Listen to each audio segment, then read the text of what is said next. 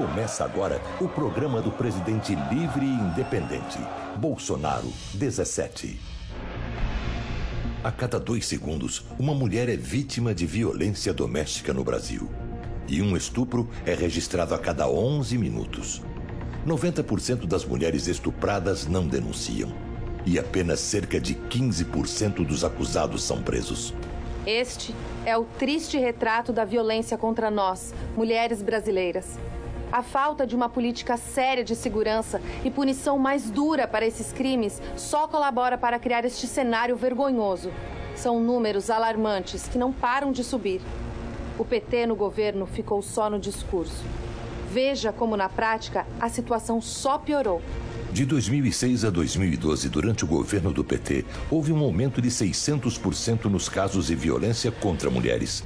13 mulheres morrem todos os dias vítimas de violência no Brasil, um aumento de 21% em relação à década passada. Tudo isso durante o governo do PT.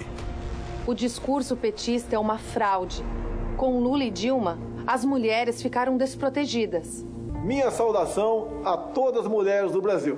O PT diz que defende vocês, mas nunca a violência contra as mulheres cresceu tanto. Nós queremos endurecer a legislação, de modo que todo aquele que cometa um crime contra a mulher pague-o de forma integral. Juntos, vamos construir uma história de verdade para o bem-estar de todos, em especial das nossas mulheres que tanto necessitam.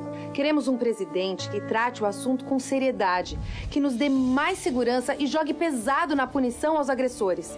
Queremos um governo que preserve a inocência das nossas crianças em sala de aula e valorize a família. O nosso partido PSL elegeu em São Paulo a senhora Joyce Hasselmann, a mulher mais votada na história do Brasil para a Câmara Federal. Durante o primeiro turno, a gente ouviu muita gente da esquerda tentar colar no Bolsonaro a peste de que ele é um candidato machista. E é justamente ao lado do Bolsonaro que estão as 2 mulheres recordistas de votos do país. Eu, a deputada federal mais votada da história, e a Janaína Pascoal. Quando nós, mulheres, tomamos a decisão de seguir liderando também na política, a gente traz uma coragem, uma sensibilidade que é necessário para fazer valer as bandeiras que nós defendemos. A nossa família, os cristãos, a ordem, a hierarquia. Então a gente precisa dessa força feminina. Essa é a força da mulher brasileira, que luta por respeito e oportunidades em todas as áreas e setores da sociedade brasileira. E é com muita honra que Bolsonaro recebeu também o importante apoio de Eliana Calmon, a primeira mulher a ser ministra do Superior Tribunal de Justiça. Analisando os programas políticos, fiquei horrorizada com o programa apresentado pelo candidato Haddad, principalmente no que diz respeito à reforma que ele pretende fazer no Poder Judiciário. Quando eu conversei com o candidato Jair Bolsonaro, eu disse das minhas bandeiras. Uma das bandeiras seria o combate à corrupção. É com esse apoio de todas as mulheres e os homens de bem deste imenso país que Bolsonaro vai governar, com respeito e dignidade. Em 1999, o capitão Jair Bolsonaro, me deu uma ajuda muito grande. Na época, minha filha sofreu um acidente, uma lesão chamada plexo braquial.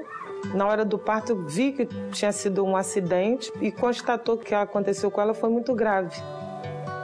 Aí uma pessoa falou para mim que o Jair Bolsonaro tinha um escritório lá em Bento Ribeiro.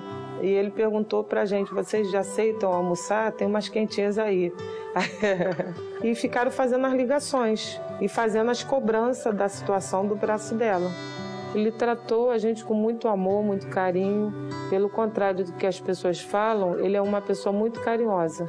Porque se a minha filha, hoje em dia, ela entrou para uma faculdade com 16 anos, eu só graças a ele. Eu, minha família, meus amigos também, nós amamos ele. E nós queremos ele para presidente do nosso país. Azul, branco, amarelo e verde é nossa bandeira. Jair Bolsonaro se recusa a participar de debates, mas você precisa saber o que pode acontecer com o país se ele se eleger. Você vai ver que Bolsonaro é um Temer piorado.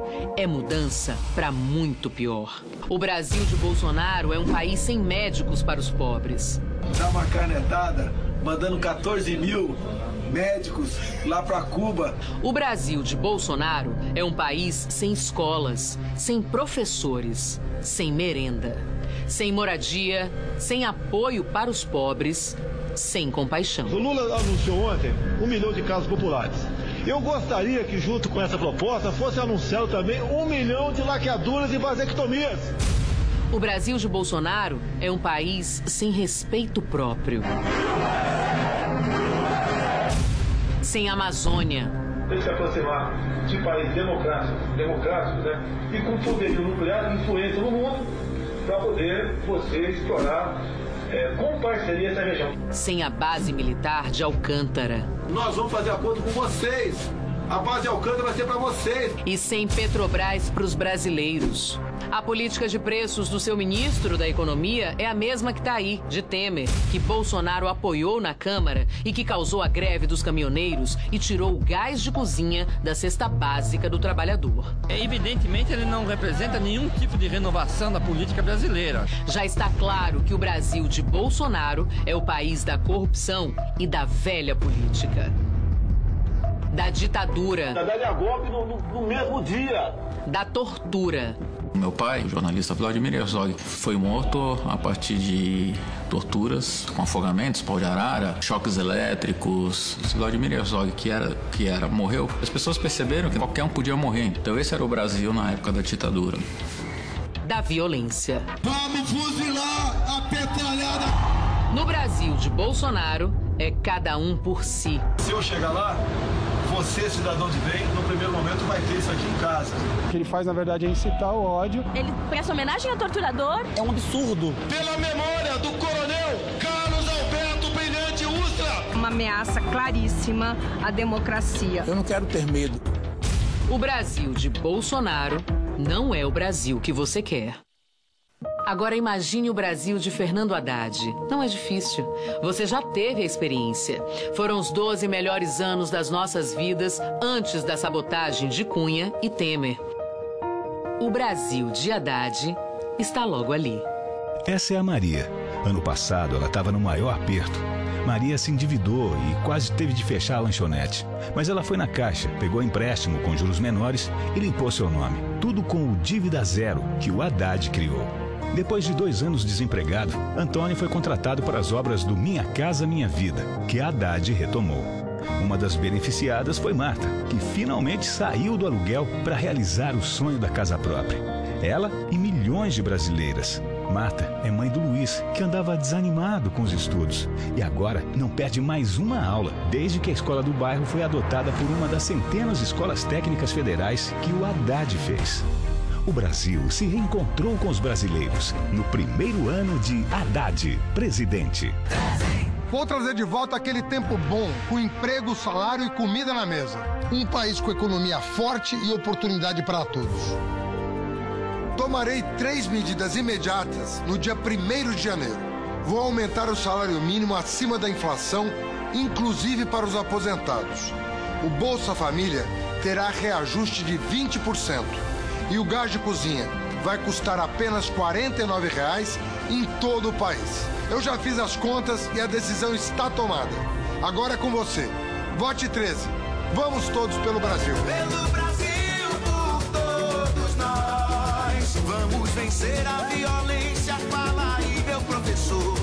É na inteligência, na coragem, no amor. É 13. Vamos todos juntos no ato em defesa da democracia e dos direitos com Haddad e Manuela rumo à vitória.